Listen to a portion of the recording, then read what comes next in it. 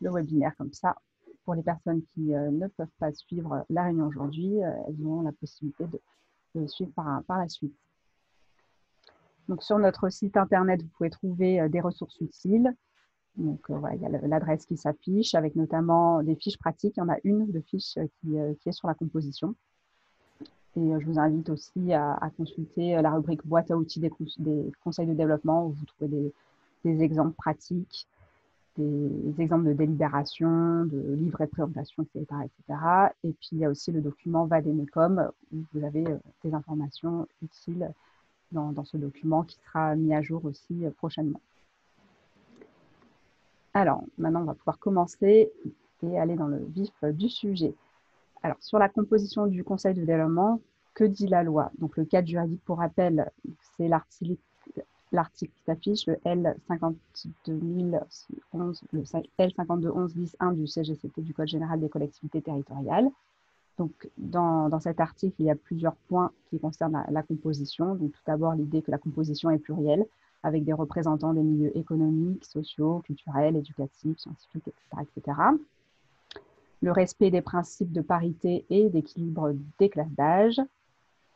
Autre point, la composition est déterminée par délibération du conseil communautaire, métropolitain ou du comité syndical. Les membres du conseil de développement sont bénévoles. Et dernier point, un élu ou une élue communautaire ne peut pas être membre du conseil de développement. Donc, on va regarder ces différents points un peu plus en détail. Alors, la parité, est-ce vraiment une obligation? Oui, la parité est inscrite dans la loi. Donc, la composition du conseil de développement doit être paritaire. L'écart entre le nombre d'hommes et de femmes ne doit pas être supérieur à 1. Autre point, c'est une question aussi assez récurrente, comment refléter la population du territoire telle qu'issue du recensement dans ces différentes classes d'âge? Donc, une des solutions possibles est d'utiliser la base de données de l'INSEE. Donc, il y a notamment la population par âge regroupée. Vous pouvez faire une recherche par intercommunalité. Donc, ça vous donne une idée de la répartition de la population par âge, avec derrière ceci l'idée de se donner pour objectif de refléter cette répartition par âge. Donc voilà, ça c'est ce que j'ai appelé en théorie, parce qu'on peut voir qu'en pratique, il peut y avoir un certain nombre de difficultés sur lesquelles on reviendra ensemble. Alors, autre point aussi qui revient souvent, un représentant d'une organisation, c'est quoi? Comme la loi parle de représentants des milieux économiques, sociaux, etc., culturels, qu'est-ce que cette notion de représentant? Donc, elle peut s'interpréter sans doute de manière très diverse. Alors, une des interprétations est de dire que les représentants, ce sont voilà, des présidents, des directeurs, directrices d'une organisation, des chefs d'entreprise. Je pense que vous êtes plusieurs à faire le constat que ces personnes-là sont souvent peu disponibles, ce qui limite fortement l'implication. Donc, une autre façon de voir les choses est de dire que ces personnes-là sont des ambassadeurs, peut-être, n'ont pas forcément de mandat d'une organisation, contrairement, par exemple, aux membres des conseils économiques, sociaux régionaux, aux membres des Césaires qui ont le mandat d'une organisation pour participer au Césaire. Donc, un ambassadeur, pourquoi? C'est une personne qui peut faire le lien entre le conseil de développement et son organisation d'appartenance dans les deux sens, c'est-à-dire à la fois faire remonter les projets du conseil de développement vers son organisation et aussi parler des projets de son organisation dans le conseil de développement. Et donc, c'est une personne qui apporte son expérience en tant que bénévole, salarié, chef d'entreprise, représentant syndical, etc., qui apporte cette expérience dans le conseil de développement. Donc, on pourra aussi revenir sur cette idée-là de représentant. Maintenant, je vous propose de regarder de manière un peu plus pratique à partir de 6 exemples qui sont assez différents, 6 exemples avec des postures différentes de conseils de développement. Bon, j'aurais pu en lister bien d'autres, mais voilà, j'ai choisi de commencer par nous arrêter sur ces 6 exemples-là. Premier exemple, donc en fait, pour chaque exemple, j'ai repris des éléments qui sont affichés sur les sites internet des conseils de développement. Dans le premier exemple, le conseil de développement est composé de représentants de la société civile et d'élus communaux. Donc, il y a 51 titulaires et une douzaine de suppléants. Les membres sont des habitants au profil varié, donc des agriculteurs, des techniciens, paysagistes, commerçants, enseignants, retraités, agents administratifs, responsables associatifs. Quelques particularités dans ce conseil de développement. 31% des membres sont des élus communaux. Les membres sont désignés par le président de la communauté de communes sur proposition des maires. Le mandat est de 6 ans. Il s'achève à l'issue du prochain renouvellement des conseillers municipaux, donc au plus tard au 31 décembre suivant les élections.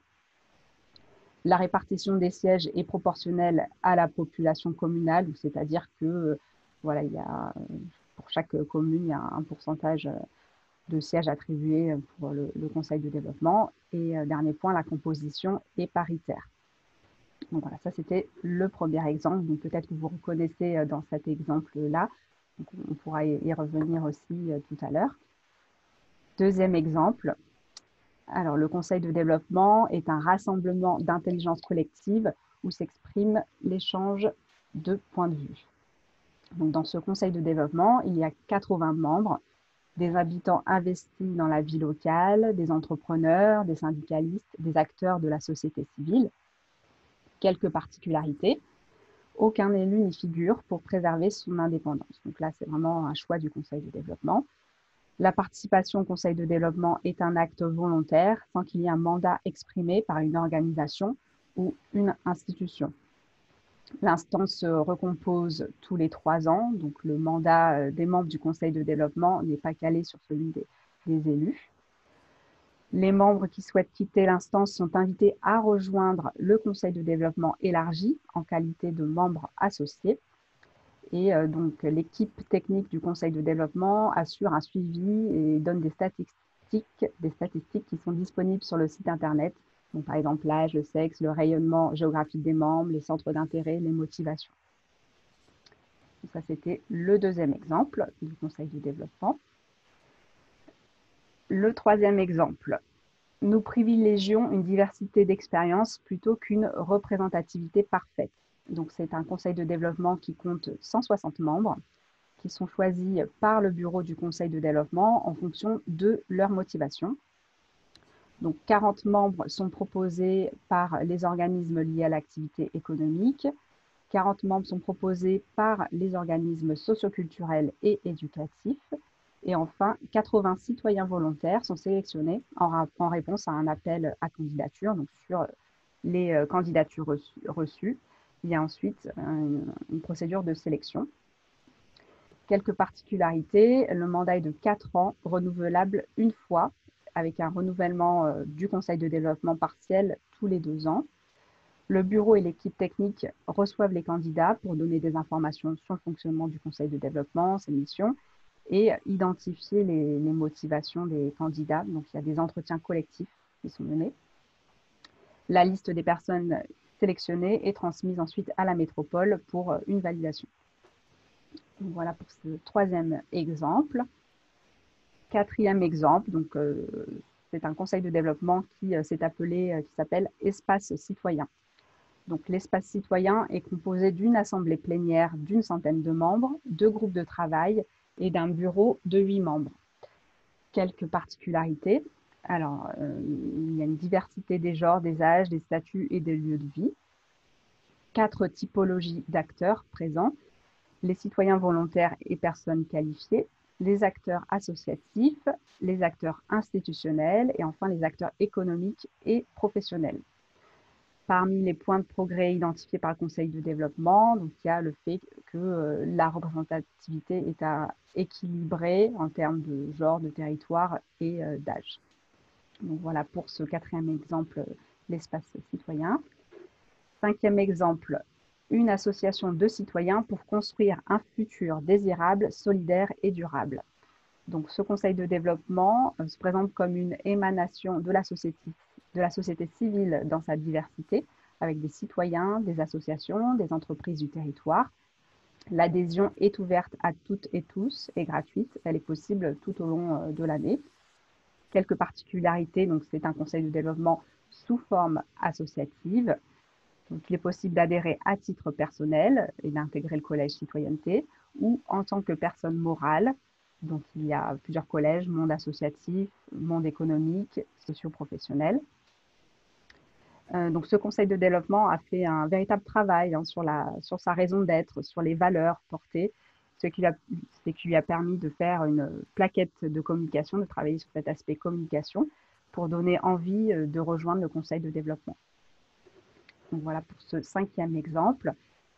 Et enfin, un 6e exemple. Donc, c'est un conseil de développement qui privilégie la représentativité. Il se veut exemplaire, il veille au respect de la parité comme à celui d'un équilibre social, générationnel et géographique. Donc, dans ce conseil de développement, il y a 105 membres permanents qui sont nommés pour 3 ans et un forum avec des personnes ressources. Donc, je vais détailler cette composition de l'Assemblée permanente, donc des 105 membres. Donc, comment est composée cette Assemblée permanente? Les communes de la métropole désignent chacune 2 membres. Donc, il y a 28 personnes qui sont désignées au titre de leur engagement et 28 personnes qui sont tirées au sort sur liste électorale. Ensuite, la métropole désigne 49 membres au titre de leur engagement. Quelques particularités. Donc, il y a un vrai travail de terrain qui est mené pour repérer des personnes engagées à titre individuel ou collectif dans la citoyenneté. Donc, ça peut être des enseignants, des travailleurs sociaux, des bénévoles associatifs, des journalistes, des blogueurs, des magistrats. Il y a donc un fort engagement de l'équipe technique et aussi du bureau, des membres du conseil de développement pour construire cet équilibre social, générationnel, géographique et pour la parité. Les membres, les mandats dans le temps sont limités. Donc voilà pour cette petite présentation. Peut-être que vous êtes reconnus dans certains de ces exemples. On pourra y revenir aussi dans le fil des discussions. Alors, je vous propose, si j'y arrive, de répondre à un petit sondage, voilà, pour savoir si vous vous retrouvez dans l'un des exemples qui a été présenté ou si ce n'est pas le cas. Donc voilà, je lance le sondage. Maintenant, je vous invite à y répondre.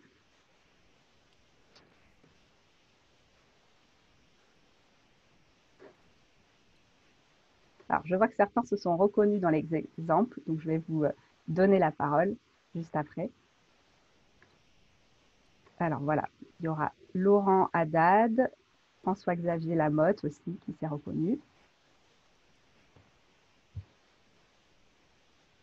Alors, je vous laisse encore un petit peu de temps pour répondre au sondage.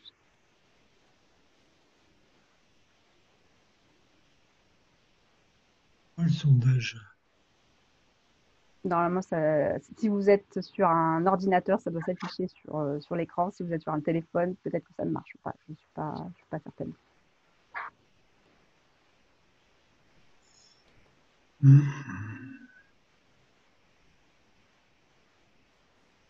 Alors, encore quelques instants. Bon, vous êtes 40 à avoir répondu sur 61, 41. Je vous laisse encore quelques secondes.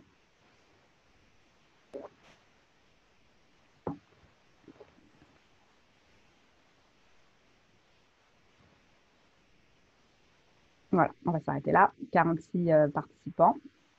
Donc, hop, je vous partage les résultats.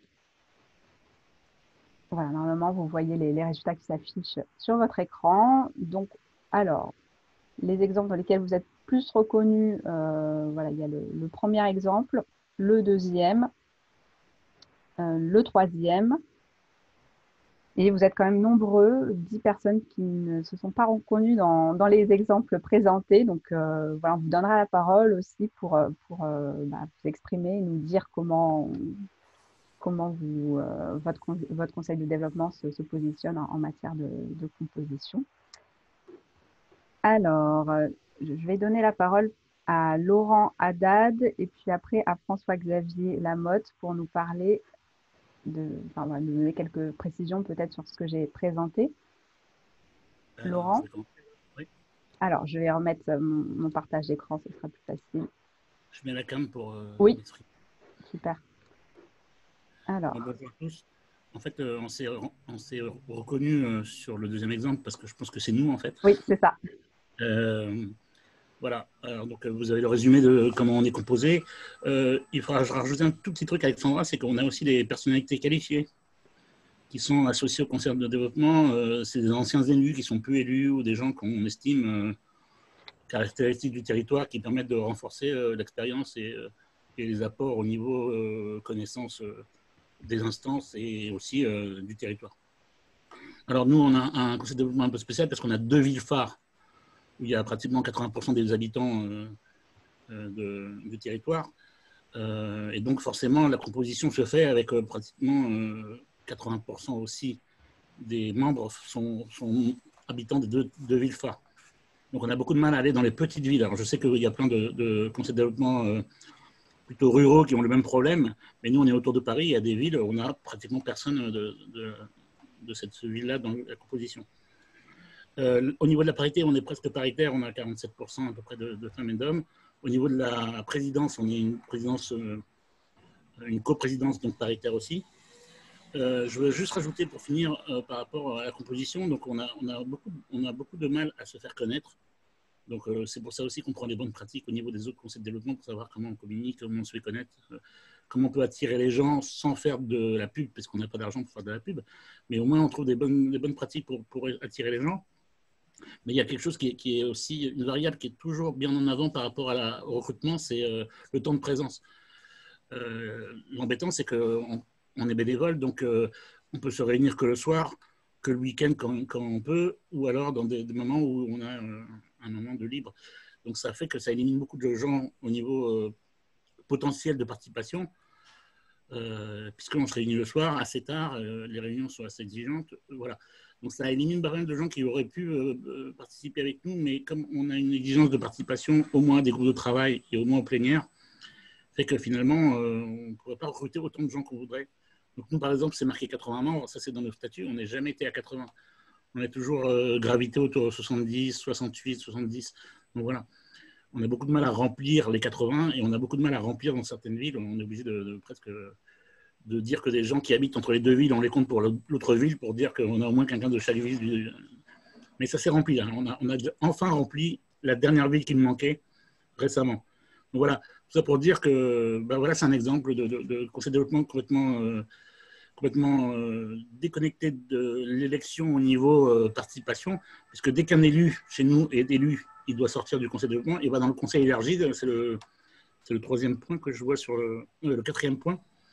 Donc là, par exemple, on a perdu 5 membres récemment, puisqu'ils ont été élus.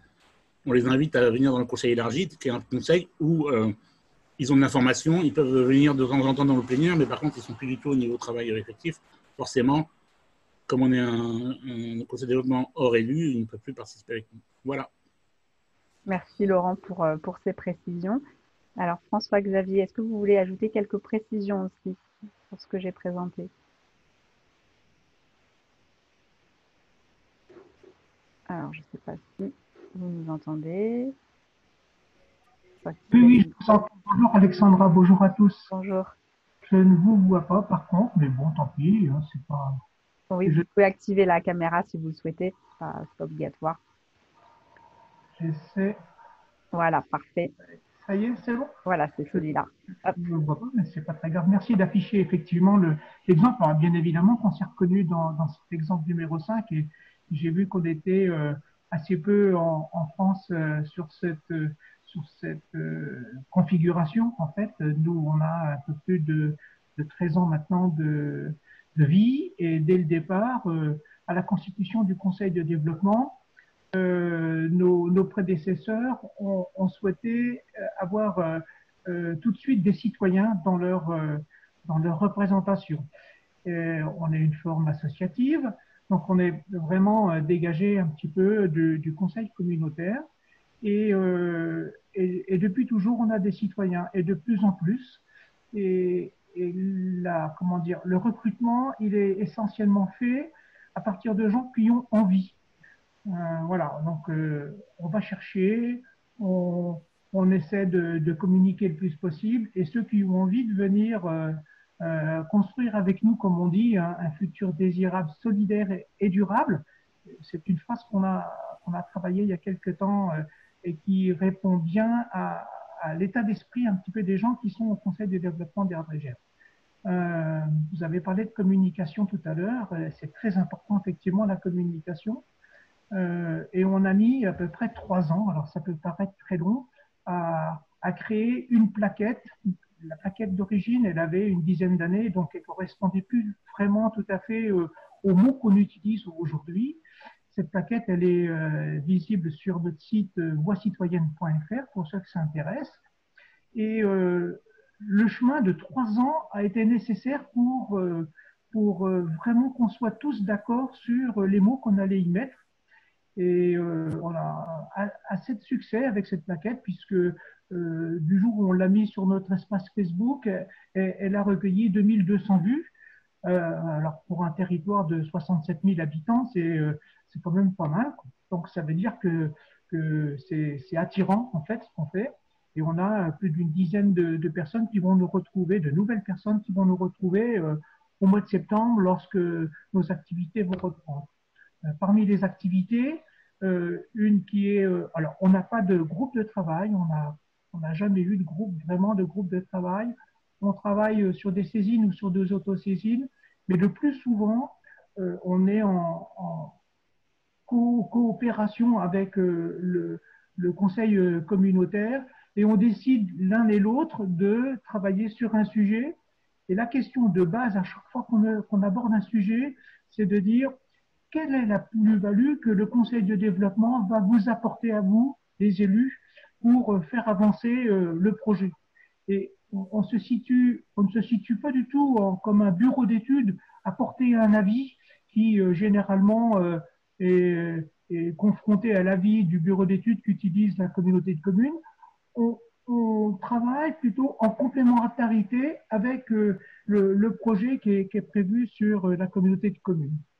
On a une commission qui est très vivante, c'est le comité des initiatives qui regroupe aussi des volontaires qui travaillent autour des initiatives sur le territoire. Entre autres, on a élaboré il y a 5-6 ans une carte interactive sur laquelle les porteurs d'initiatives, alors toujours dans le domaine effectivement du désirable, solitaire et durable, peuvent s'inscrire et faire apparaître leur initiative sur cette carte. Et puis au moment du Covid, en relation avec les techniciens de la communauté de communes, on a fait évoluer cette carte pour la mettre en sommeil du côté des initiatives et la consacrer uniquement à la crise du Covid.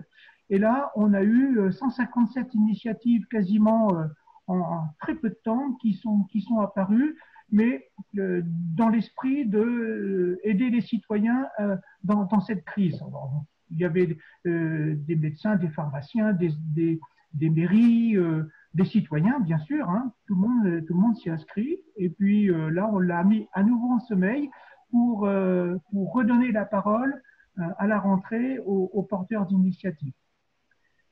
Qu'est-ce que je dois dire d'autre ? Ça doit être peut-être à peu près le temps nécessaire qui m'était imparti, Alexandra. Oui, oui, merci. Oui, voilà, comme ça, on va voir si d'autres personnes se reconnaissent aussi dans les autres présentations. Oui. Et puis voilà, n'hésitez pas à aller voir le site internet du Conseil de développement d'Erdre-et-Gèvres. Donc, Voix citoyenne, on mettra le lien si vous voulez dans le chat, ce sera plus facile. Merci. Alors, parmi les exemples présentés, il y en a un, le dernier, je crois que Damien s'est reconnu. Donc, si tu veux dire quelques mots à ce sujet, Damien Mouchag de Bordeaux.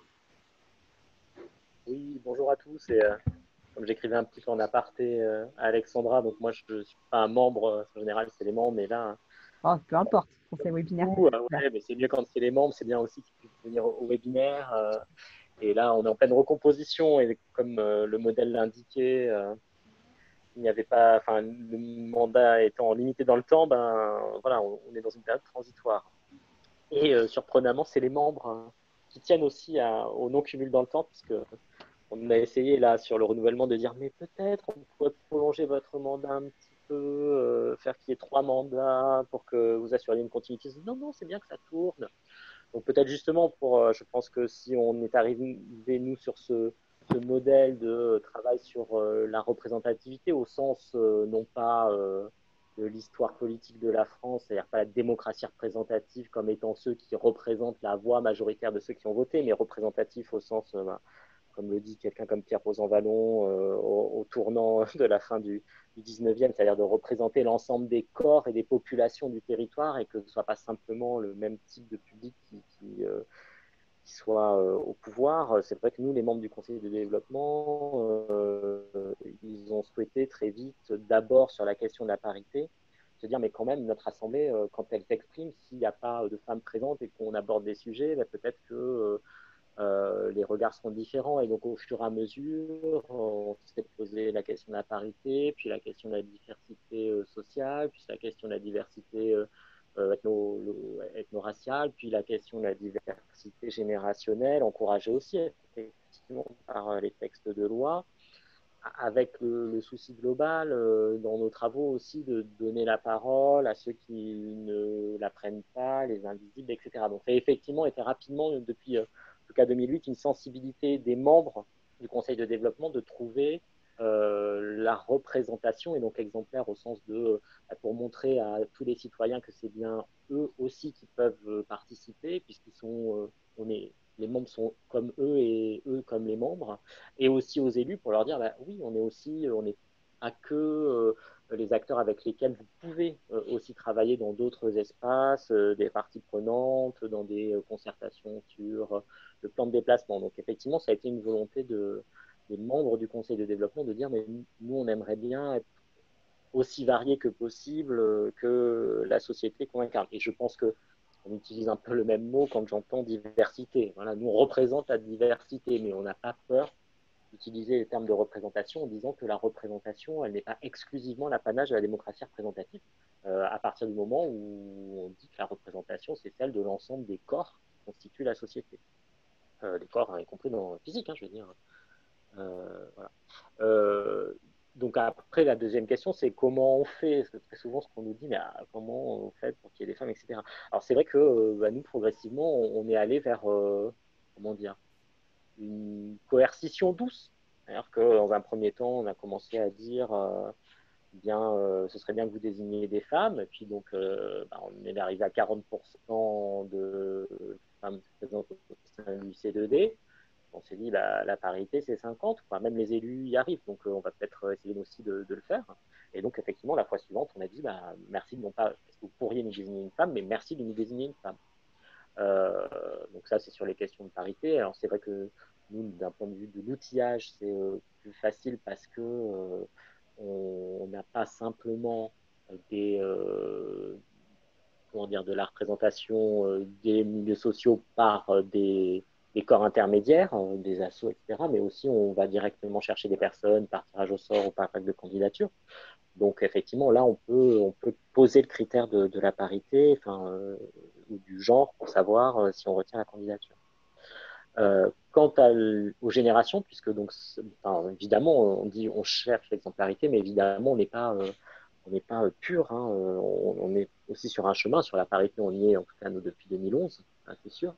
Mais sur l'équilibre générationnel, qui est donc maintenant la nouvelle obligation législative, c'est vrai que là, on essaie de s'améliorer. Donc, comment on a fait? Grosso modo, encore une fois, grâce aux autres collèges, on a commencé à demander aux membres du conseil qui voulaient être candidats ou aux membres qu'on est allé chercher quel était leur âge. Et on a regardé quelle était notre moyenne d'âge, quelles étaient les catégories sur lesquelles on était déficitaire, et on a retenu et privilégié les candidatures qui étaient dans ces catégories déficitaires.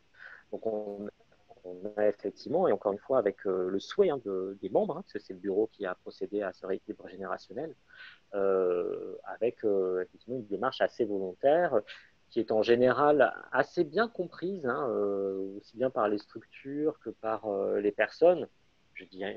Évidemment, qu'on en a un ou deux qui nous écrivent c'est pas sympa, moi j'ai pas retenu parce que je suis pas dans la bonne catégorie d'âge.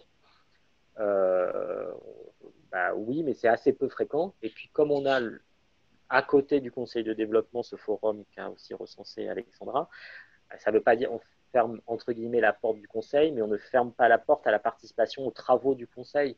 Donc ces personnes-là, elles peuvent quand même se retrouver et participer à un certain nombre de nos productions. Voilà pour les. Merci Damien pour ces précisions. Alors, je ne sais pas, je n'ai pas vu s'il y avait des questions, mais on pourra y revenir aussi également. Alors, est-ce qu'il y a d'autres personnes qui se reconnaissent dans les exemples que je vous ai présentés? Je vois qu'il y a une demande de prise de parole aussi du côté de Guy Jourdan de Brest. Guy? Oui, pour dire, pour l'instant, nous, on se situe plutôt dans la catégorie de ce qui est indiqué dans le texte de loi, c'est-à-dire les représentants d'associations, de syndicats, et donc avec aussi des personnes qualifiées, mais avec l'idée quand même d'ouvrir. Et c'est pas évident, hein, parce que j'ai déjà commencé à avoir des réactions là sur ouvrir beaucoup plus aux citoyens, et puis et c'est pas gagné d'avance. Et peut-être que l'histoire des cercles, enfin des différents cercles, tout ça, ça peut être intéressant. Mais c'est vrai que la grosse difficulté aussi qu'on a, c'est que dans la période récente, on a passé beaucoup de temps quand même à défendre déjà l'existence du Conseil de développement. C'est ce qui n'est pas rien. On a passé du temps aussi, il y a eu le Covid et tout ça, donc c'est vrai qu'il y a eu pas mal de freins quand même dans le travail même du Conseil de développement qui n'aide pas à se renouveler non plus. Donc, moi, je pense qu'au niveau du réseau breton, on est en train d'essayer de faire des comparaisons entre des conseils de développement, voir qu'est-ce qui est bien. Je pense qu'on va s'entraider aussi sur la composition. Et je crois que c'est important, ça aussi, hein, de voir ce qu'on peut prendre de bien dans tous les conseils de développement pour faire mieux encore.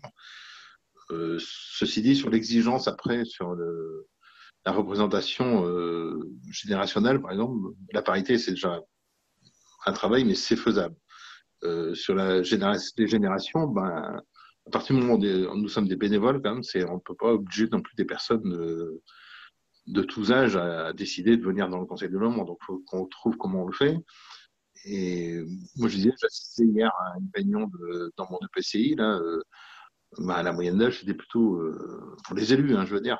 On est loin à la fois de la parité et de. Donc, on peut pas exiger non plus beaucoup plus de nous que ce qu'ils font eux-mêmes. Donc, à un moment, il faudra quand même se mettre d'accord là-dessus aussi, sur qui fait quoi et comment on nous aide à faire. Parce que, en fait, si les élus ne font pas d'efforts de leur côté non plus, je pense que tout ça, c'est une idée comme à creuser. Après, sur les compositions de conseil de développement, sur les communes, par exemple, nous, on ne peut pas prendre cet exemple-là. On est 103 communes, donc il y a à la fois la métropole, il y a 6 EPCI. C'est compliqué. Des trop gros conseils de développement, même si on fait des commissions territoriales, ça devient complexe. Donc, tout ça, c'est à cogiter. Je sais qu'il y a Angers qui est un peu dans la même situation. On essaye de s'inspirer aussi de ce qui se passe dans les structures de conseil de développement qui sont à la fois, nous, Angers, par exemple, c'est pareil, c'est une grande ville et quand même beaucoup de PCI ruraux. Donc, c'est un mélange de choses c'est complexe. Donc, moi, je pense que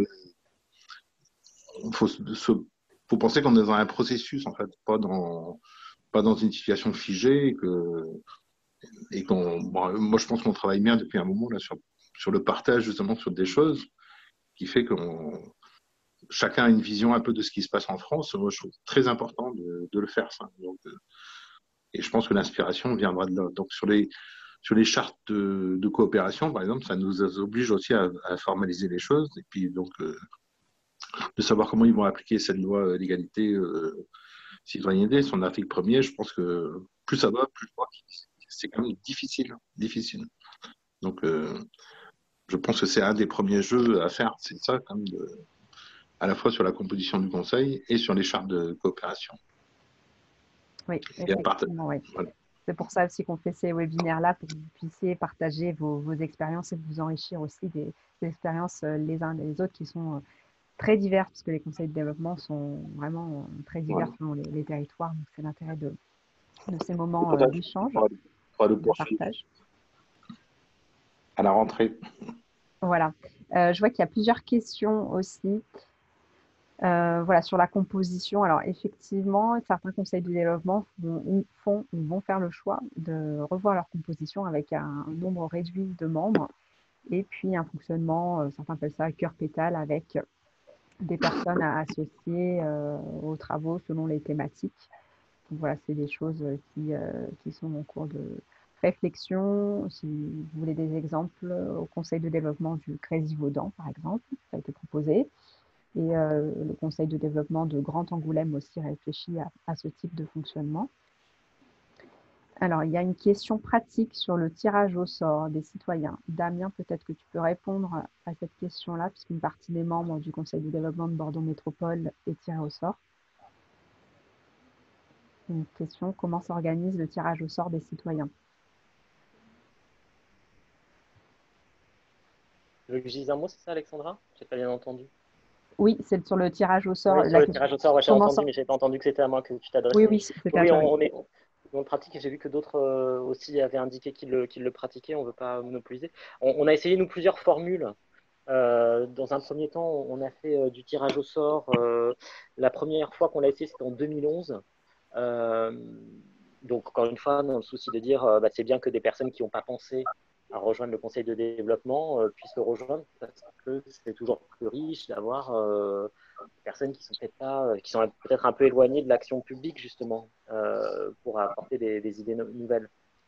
Et donc là, en 2011, on l'avait pratiqué, on avait longtemps cherché une base de données assez élargie parce que les membres souhaitaient éviter évidemment la liste électorale parce que il faut faire l'acte volontaire de s'inscrire, que tout le monde n'est pas ressortissant national ou européen, et donc ça exclut un certain nombre de citoyens de ce cercle-là.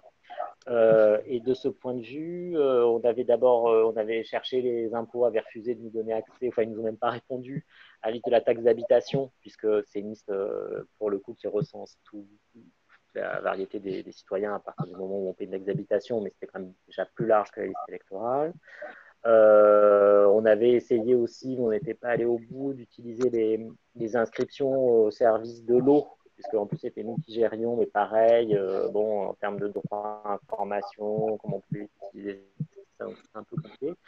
Et bien finalement, on était c'était la période de distribution des annuaires téléphoniques. Et on était tombé dessus et on avait ouvert. On s'est dit, mais qu'est-ce qu'il y a dans un annuaire téléphonique? On ne savait plus du tout.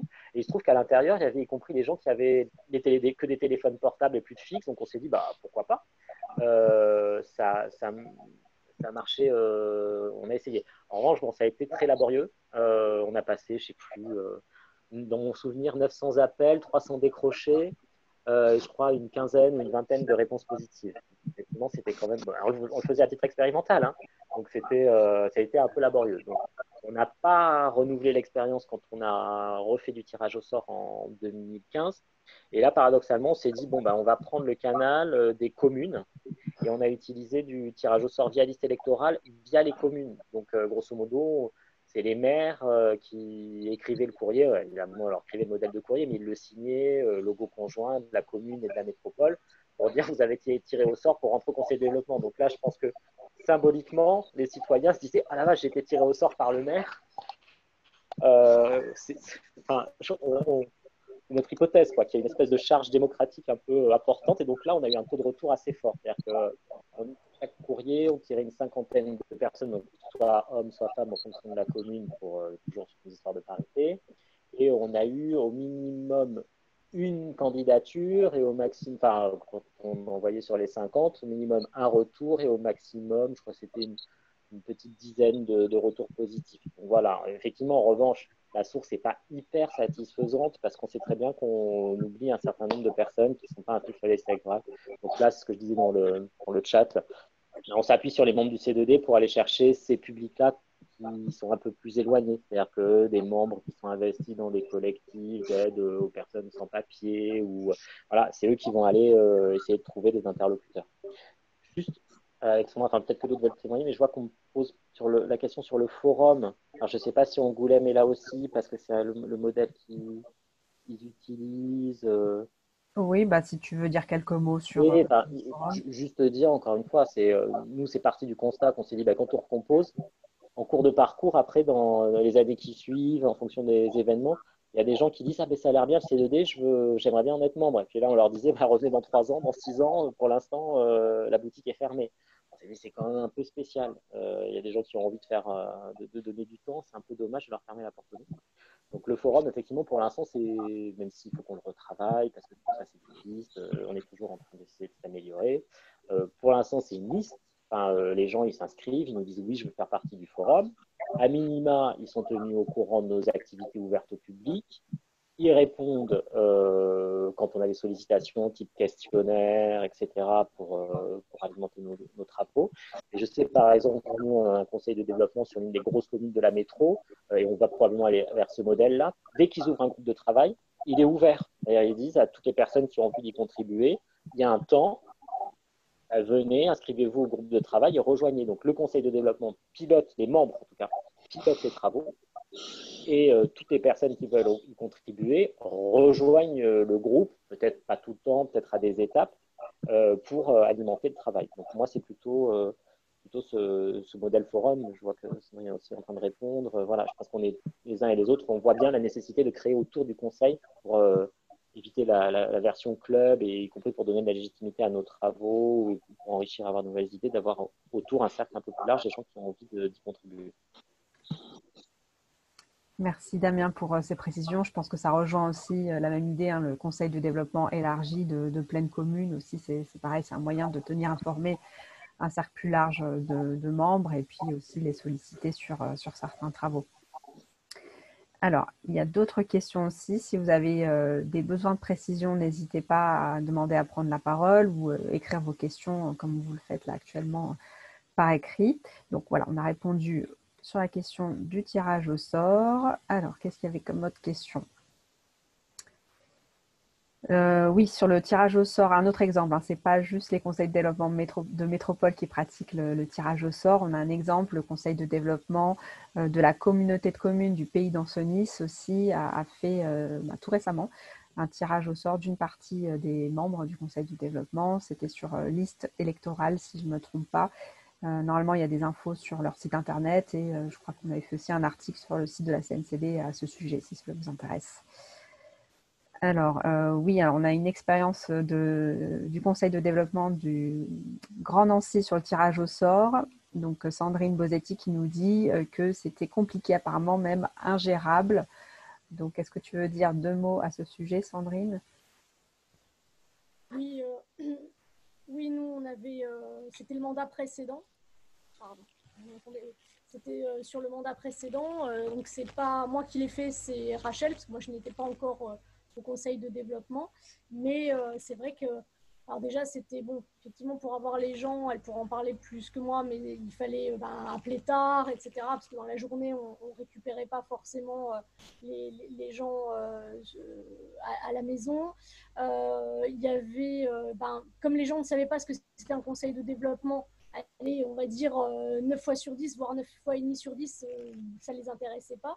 Donc, sur ce mandat-ci, en fait, on a fait plutôt un appel à candidature spontanée pour les gens. Et donc, c'est 10 personnes qui sont des citoyens lambda qui ont postulé. Et sur le nombre de gens qui ont postulé, là, on a fait un tirage au sort plus ou moins, où on a essayé quand même de trouver aussi de la parité, des classes d'âge différentes, des territoires aussi un peu différents, pour avoir un mapping de ces gens-là.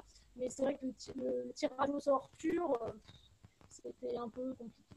Voilà.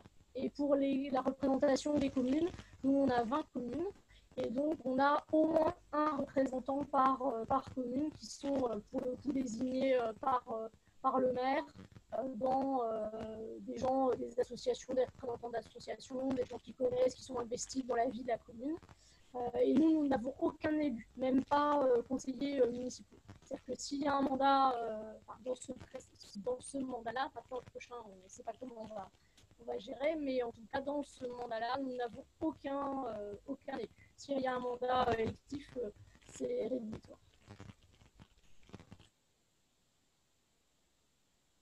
Merci pour cette précision, Sandrine. Alors, je vois aussi dans les interventions, plusieurs personnes témoignent de méthodes en fait, pour aller vers des publics qui ne sont pas forcément présents dans le conseil de développement. Donc, par exemple, pour les jeunes, plusieurs conseils de développement ont des partenariats, associent des jeunes dans des lycées, par exemple.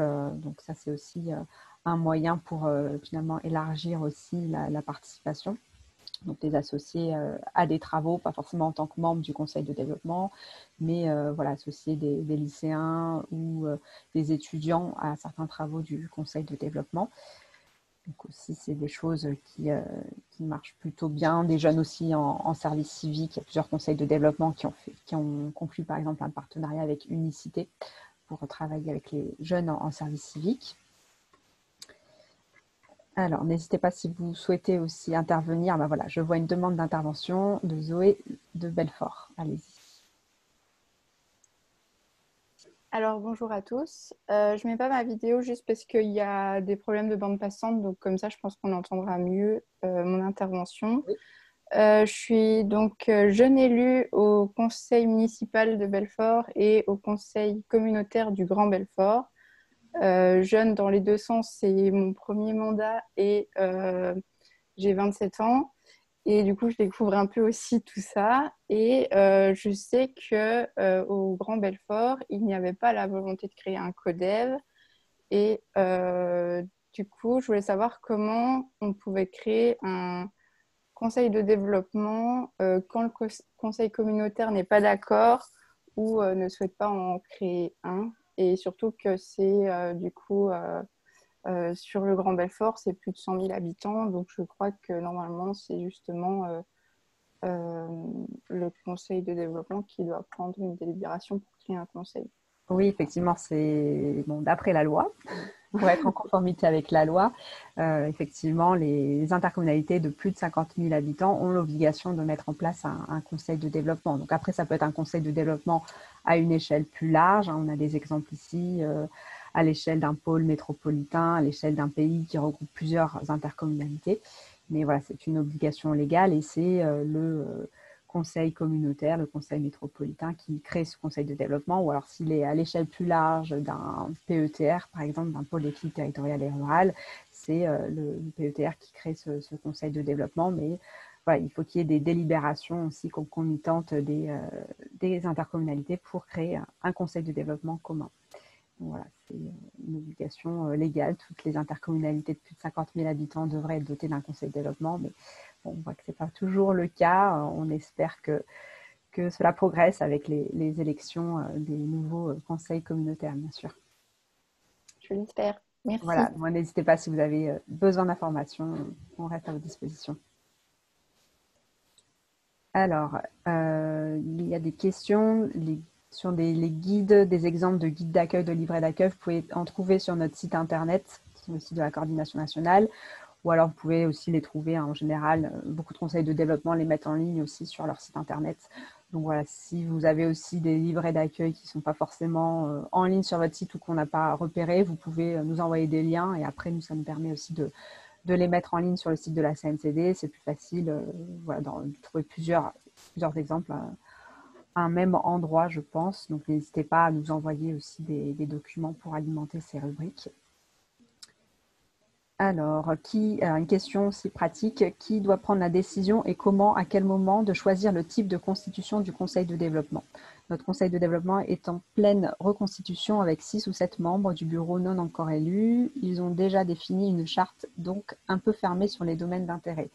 Alors oui, la composition du conseil de développement est déterminée par une délibération du conseil communautaire. Donc effectivement, les membres sortants du conseil de développement, s'ils sont en fin de mandat, peuvent être associés à cette réflexion sur la composition du conseil de développement, peuvent faire des propositions. Mais voilà, en dernier lieu, c'est l'intercommunalité, le conseil communautaire métropolitain qui crée le conseil de développement et qui détermine sa composition. Donc ça peut être une détermination dans les grandes lignes, par exemple, en indiquant voilà, s'il y a des collèges, comme on a présenté tout à l'heure, le monde économique, le monde socio-culturel, etc. Pas forcément de manière nominative. Voilà, ça peut être aussi des propositions du conseil de développement. Mais voilà, en général, c'est quand même c'est souvent une négociation. Les membres sortants voilà, sont associés au renouvellement du conseil de développement et font des propositions en ce sens. Alors, est-ce qu'il y a d'autres questions? Voilà, Marie-Christine de Grenoble, Marie-Christine Signan. Je vois que tu as levé la main. Je cherche à Voilà. récupérer. Voilà. C'était juste pour répondre à Zoé de Belfort. Elle a certainement des voisins qui ont des conseils de développement et c'est auprès d'eux qu'elle peut se faire aider, peut-être même, parce que j'ai des souvenirs d'événements de ce type, où il y a une ou deux personnes qui vont rencontrer des élus avec l'expérience qu'ils ont portée et de préférence montrer ce qui va plutôt bien que ce qui va plutôt de travers, bien sûr.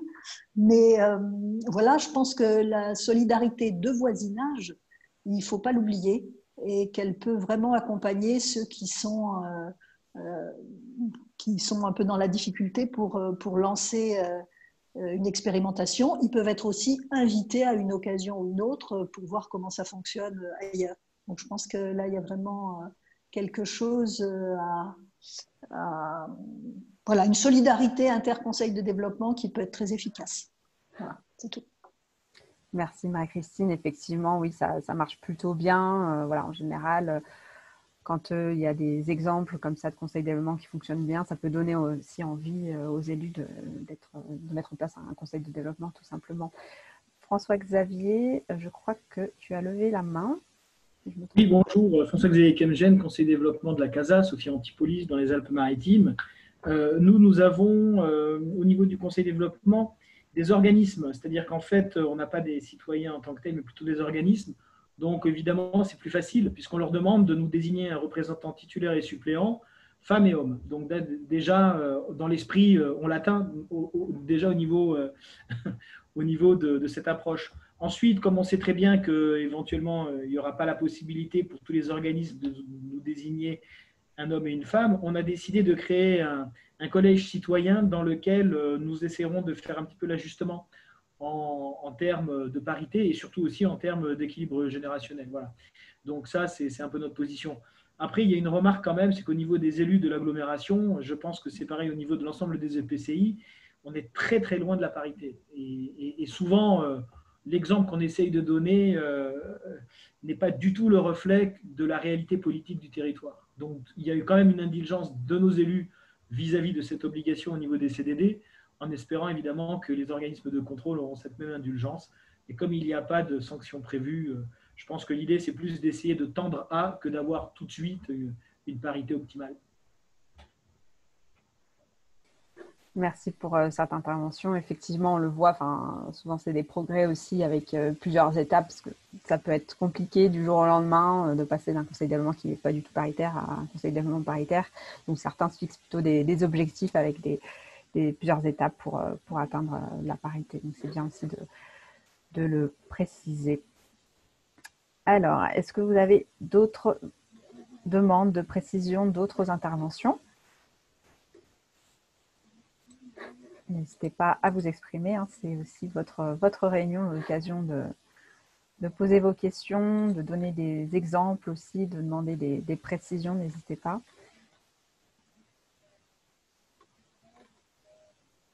Alors, je regarde en même temps s'il y a des questions.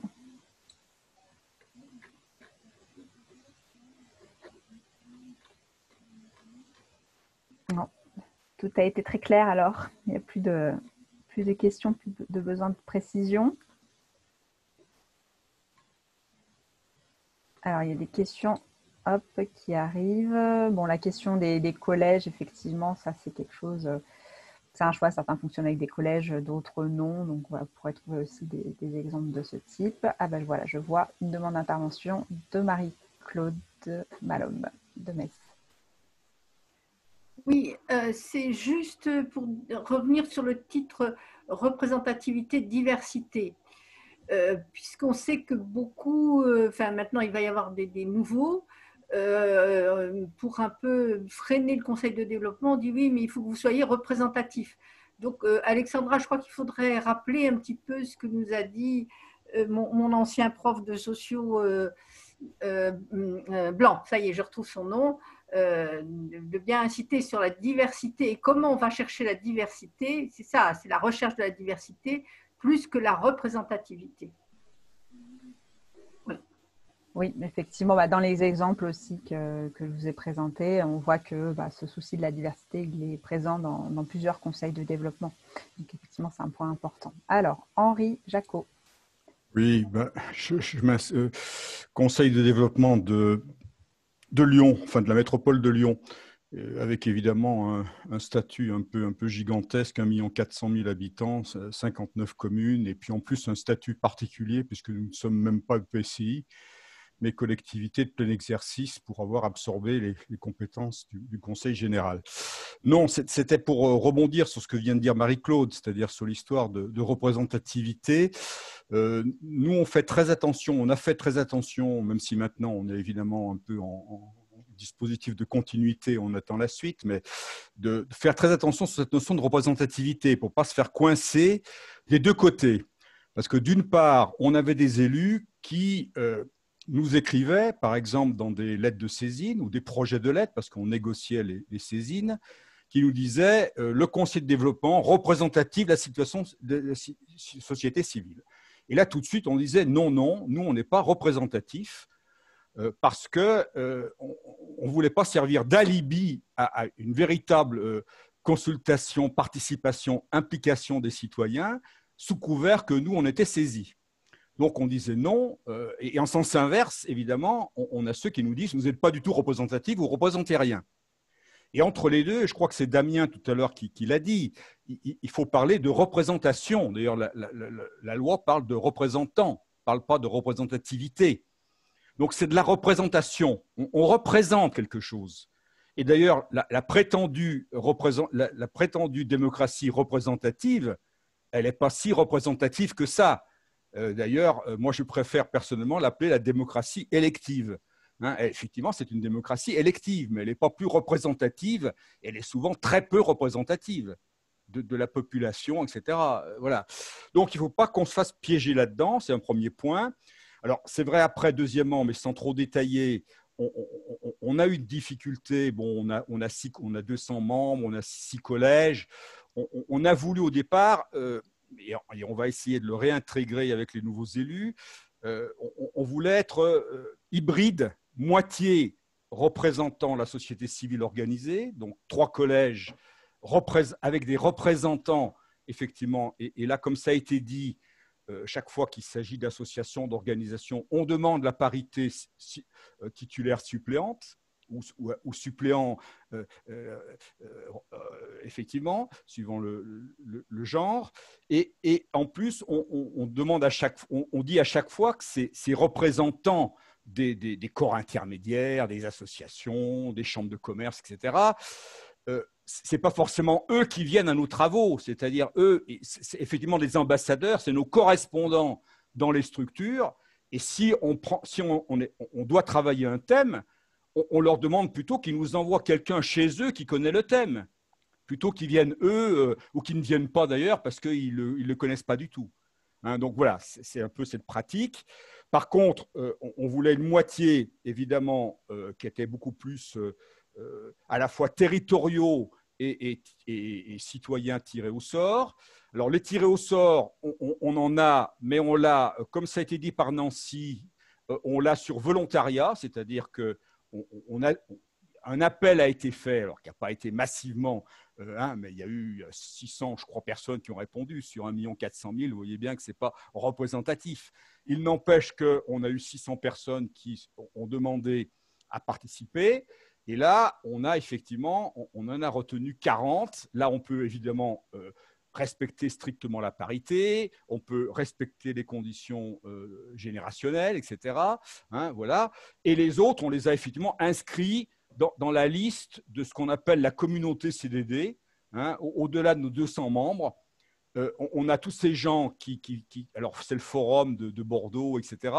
C'est-à-dire on a tous ces gens qui sont intéressés à un moment donné, et on a tous ceux qu'on fait participer, c'est mon dernier point. Effectivement, c'est la question de l'ouverture, ça a été aussi dit. Il ne faut pas que la composition soit une clôture. Nous, de manière systématique, tous les travaux qu'on engage sur saisine, autosaisine, on les fait avec les gens qui ne sont pas forcément membres du Conseil de développement pour les regarder, les structures, les collectifs, etc., qui travaillent sur des thèmes. Et là, pour nous, ça devient des compagnons de route, c'est comme ça qu'on les appelle. Hein. On a une base de 1200 comme ça de gens. Voilà, et donc on travaille, mais on travaille aussi avec eux, et voilà, c'est un peu pour relativiser. Cela étant, c'est vrai que maintenant, et je termine là-dessus, on va être soumis à renouvellement, on va bien voir. Hein. Vous avez noté que sur Lyon, à la fois à la ville, il n'y a pas de conseil de développement, même s'il y a désormais une adjointe effectivement à la démocratie participative, ce qui est intéressant. Mais il y a la métropole, effectivement, avec des changements politiques quand même conséquents. On va voir comment les choses sont prises. Voilà, on va voir. Et notamment, on a la dimension, je termine, la dimension territoriale, puisqu'effectivement, nous, dans les 6 collèges, on avait aussi un des collèges était un collège territorial. On voulait absolument que ce soit des tirés au sort, et on n'y est pas arrivé dans la mandature précédente, parce qu'on a eu l'obligation que ce soit les élus de ces structures qui rassemblent plusieurs communes qui les désignent. Bon, c'est très gentil, mais voilà, on aurait préféré que ce soit des citoyens tirés au sort, représentatifs de la citoyenneté dans ces communes. Et c'est ce qu'on voudrait. On verra ce que font les élus, mais on voudrait bien marcher sur ces 2 jambes, la moitié de représentants de la société civile organisée, pouvant venir ou pas venir ou se faire déléguer, l'autre moitié pour coup tiré au sort, je pense plutôt sur volontariat, mais bon, ça c'est à voir, hein, on peut tester aussi les choses. Et puis surtout, tous ces gens-là, ne raisonnant pas forcément en vase clos de leurs 200, ou hein, lorsqu'on en a 200, on a l'habitude, hein, on en a 60 à peu près qui participent de manière régulière, en gros, hein, avec un bureau d'une vingtaine. La question du bureau est aussi assez décisive, hein, je crois. Elle a peut-être été déjà détaillée dans un autre webinaire, mais c'est très important aussi. Hein. Voilà ce que je voulais éventuellement compléter. Merci. Merci Henri pour ces précisions. Effectivement, la notion de représentativité est à manier avec précaution, et c'est pour ça que, alors, certains l'ont noté, hein, dans la plateforme de débat Métamorphose, le sociologue Maurice Blanc parle de quelque chose, d'une contribution significative et non représentative de quelque chose. Donc, voilà, si vous voulez avoir quelques détails là-dessus, je vous invite à aller voir cette plateforme de débat Métamorphose où il y a un paragraphe là-dessus sur cette notion de contribution significative. Pascal du Conseil de développement Aix-Marseille-Provence, je crois que tu avais une question à poser. Oui, bonjour à tous. Une petite question en fait, puisque nous aussi, alors Aix-Marseille-Provence, c'est pour ça que je passe après Lyon, parce que c'est toujours compliqué. Nous, on est un peu une technostructure aussi. Hein, avec donc 4 fois le Grand Paris. On a 850 000 habitants sur Marseille, mais 2 millions à l'échelle de la métropole, 92 communes.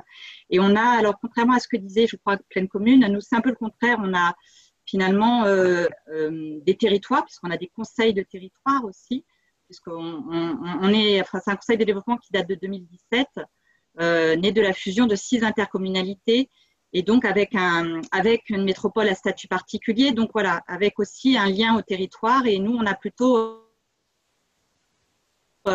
des territoires très présents et avec une ville-centre un peu affaiblie, et bon, on est un peu sur cette continuité, hein, avec les élections. Et donc, on a un collège territorial, donc alors juste pour revenir là-dessus, de 90 membres désignés. Donc nous, tous les membres sont désignés, hein. Donc le collège territorial, ce sont les conseils de territoire qui désignent les membres. Le collège de partenaires, donc ils sont 90 membres. Collège de partenaires, il y a 50 membres. Et collège de personnalités qualifiées, 40 membres, désignés par le président de la métropole. Alors, en fait, je voulais revenir sur ces partenaires parce qu'on réfléchit, nous, à avoir une plus grande diversité des partenaires. Et donc, on s'est rendu compte au précédent mandat qu'il y avait une forte proportion de partenaires économiques, en fait, et peu de l'économie sociale et solidaire, par exemple. Voilà. Et donc, finalement, ça donne aussi une couleur aux travaux, en fait. Hein. Et donc là, notre DGA, puisqu'on appartient à une DGA, nous sollicite pour proposer, en fait, des organismes. Nous, technicien. Hein. Et donc voilà, je m'interrogeais sur cette manière de faire, c'est-à-dire que bon, bah, on a bien un tout petit carnet d'adresses, mais qui est quand même assez limité. Donc je me disais, est-ce que là aussi, comment avoir des associations ou puisque nous on manque d'associations, hein, on manque d'associations culturelles, sportives, donc on va aller un peu, on voudrait des structures de l'insertion par l'activité économique, on voudrait voilà avoir un petit peu aussi qui représente le logement, lié aussi à l'effondrement de la rue d'Aubagne. Enfin voilà, il y a toute une réflexion sur ces autres partenaires qui nous manquent. Mais de quelle manière avoir une représentation aussi qui ait du sens en fait. Hein. Alors, comment savoir quels sont autres que les représentants classiques, quels seraient les partenaires qui seraient légitimes à appartenir au Conseil de développement, soit parce que ces associations auraient une forte respectabilité au niveau local, parce que, je sais pas, elles auraient plus beaucoup de bénéficiaires, parce qu'elles auraient une action particulière, parce que voilà, je ne sais pas, voilà. Est-ce qu'il y a un outil, je voulais un peu poser la question à François-Xavier, comment être sûr que les organismes, les partenaires qui sont représentés au sein du Conseil de développement sont sont représentatifs, ou en tout cas on aurait une portée complémentaire à ce que pourrait proposer la métropole, ou voilà, est-ce qu'il y a un outil qui aide à ça, voilà. Oui, merci de votre aide. Pascal, je vois que Marie-Claude, je ne sais pas si tu as une réponse à apporter, Marie-Claude, à cette question, mais en tout cas, nous, ce qu'on voit ici au niveau national, c'est que certains font une cartographie aussi des associations sur le territoire. Bon, sur le territoire de la métropole, Aix-Marseille-France, c'est sans doute un énorme travail, parce que vu l'étendue du territoire, mais cette démarche de cartographie en lien peut-être aussi avec les services vie associative, s'ils existent dans les communes ou les intercommunalités, ça peut aider aussi à cartographier pour après solliciter. Marie-Claude? Oui, c'est pour répondre à Pascal. La représentation n'est pas forcément avec des partenaires. Là, on voit que c'est assez institutionnalisé. Donc, pour, disons, contourner, le terme est peut-être un peu fort comme ça, mais pour aller chercher vraiment d'autres voies, eh bien, il faut aller les chercher. Par exemple, les consultations. Nous, on a, par exemple, mis en évidence qu'en mobilité, on n'avait pas les exclus de la mobilité. Évidemment, puisqu'ils sont exclus par principe. Donc, par un système de partenariat avec d'autres associations, etc., on est allé les chercher. Et ça, on le fait systématiquement. Si on n'a pas les entreprises, eh bien, on va faire une consultation auprès des entreprises. Mais je pense que c'est absolument indispensable d'aller rechercher d'autres voies que celles qui sont institutionnalisées par l'exécutif. Et ça dépend des thèmes, mais c'est ce qui fait la richesse, et puis aussi c'est ce qui éclaire les élus. Parce que nous, par exemple, je reprends l'exemple de la mobilité, des exclus de la mobilité, dans le cadre du plan de déplacement urbain, ça, ils ne l'avaient pas vu du tout. Et maintenant, c'est inscrit, c'est intégré dans le plan de déplacement urbain. Ça fait aussi dépasser les représentations des élus, ou voire même de la technostructure, des façons un peu traditionnelles de voir la représentation du territoire. Et ça, surtout chez vous, là, Aix-Marseille, avec ce que tu disais, Pascal, sur l'habitat, ça me semble une nécessité, une évidence. Voilà, pour notre expérience, que je peux dire à Pascal. Merci Marie-Claude. Et puis dans le chat aussi, on voit que Rachel nous dit une idée de tenir un stand lorsqu'il y a en début d'année, traditionnellement au mois de septembre, une foire des associations. Pourquoi pas tenir un stand pour le Conseil de développement pour donner des infos sur le Conseil de développement et peut-être attirer aussi de bonnes volontés pour rejoindre le Conseil de développement. Voilà, une idée peut-être à creuser. Alors, voilà, on arrive au terme de cette réunion. Il est 15h15, donc je tiens à vous remercier tout d'abord d'avoir participé à ces webinaires, celui d'aujourd'hui et aussi les précédents. On était nombreux dans toutes ces réunions. Donc maintenant, il sera temps de partir en vacances et puis aussi de capitaliser sur l'ensemble de ces réunions qui ont été toujours très riches. Donc voilà, l'idée c'est de pouvoir produire un petit document qui synthétise les présentations et puis aussi quelques interventions aussi pour compléter les présentations. Donc on mettra aussi ces documents à votre disposition sur le site internet de la CNCD. On continuera ce format puisqu'il est facile à mettre en place et fonctionne plutôt bien. Donc on continuera à la rentrée avec un webinaire sur les aspects de communication parce que c'est une demande qui a été formulée plusieurs fois. Et puis, il y aura aussi une réunion sur les PCAET parce qu'on voit aussi qu'il y a des démarches très différentes selon les conseils de développement et c'est un enjeu fort aussi actuel et puis dans les prochains mois. Donc, voilà, ça fait déjà deux réunions à programmer. On vous enverra bien sûr les informations. Si vous n'êtes pas encore abonné à la lettre d'information de la CNCD, je vous invite à le faire en vous rendant sur le site de la CNCD. Comme ça vous permet aussi de recevoir les informations et puis aussi... n'hésitez pas à consulter régulièrement le site qui sera aussi mis à jour. Donc, merci à toutes et tous. Je vous souhaite un bel été et de bonnes vacances. À bientôt. Bonne journée. Merci à toi. Bon repos. Bonnes vacances. Bonnes vacances, Alexandra. Merci. Bonnes vacances. Bonnes vacances.